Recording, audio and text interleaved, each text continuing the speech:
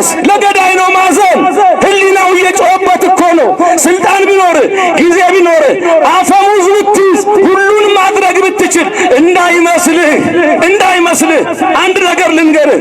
ናቡቴ የአባቶቼን ርስት አለ አልሰጥህም አለ እንደነ ሚክያስ እንደነ ሚሊዮን የአባቶቼን ርስት እሰጥ ዘንድ እግዚአብሔር ያርቅልኝ ሲል የለም ትለቃታለህ አለና በሐሰት አስመስክረው ከሚስቱ ጋር ገደሉት።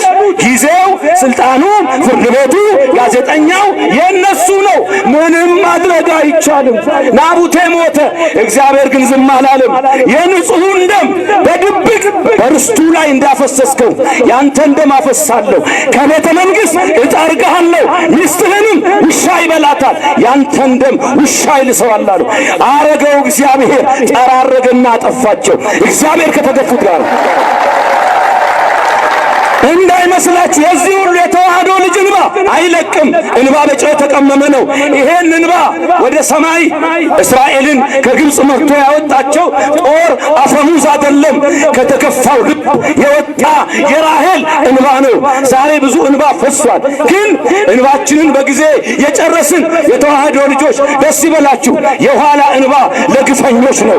የኋላ እንባ ክፉ ለሚያደርጉ ነው። እግዚአብሔር በአንድ እርምጃ ውቅያኖስ ይሻገራል። ሲሻገር እናውቀዋለን።